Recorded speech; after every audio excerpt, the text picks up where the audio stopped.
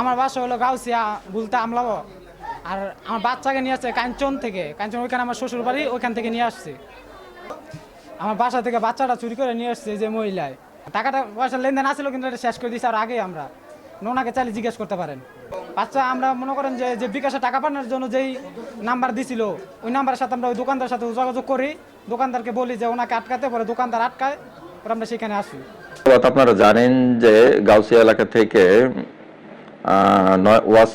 ওয়াসিয়া নামের একটা 9 মাসের শিশুকে সানিয়া নামের একটি মেয়ে তাকে চুরি করে নিয়ে আসে, কিন্তু পরবর্তীতে যখন তারা একটা লিখিত অভিযোগ দায়ের করে, সেই লিখিত অভিযোগের প্রেক্ষিতে এসআই হারুন এবং এসআই নাজমুল সেটা তদন্তের ক্ষেত্রে দেখা যায় যে একটা বিকাশ নাম্বারে তখন 25,000 টাকা চায় বাচ্চাকে ফেরত দেওয়ার জন্য।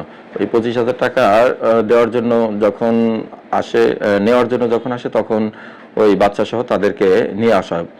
ঘটনার পরবর্তীতে দেখা যায় যে আসলে তাদের মধ্যে টাকা পয়সার লেনদেন ছিল, টাকা পাওনা এবং কেন্দ্র করে তারা বাচ্চাটাকে নিয়ে আসছে।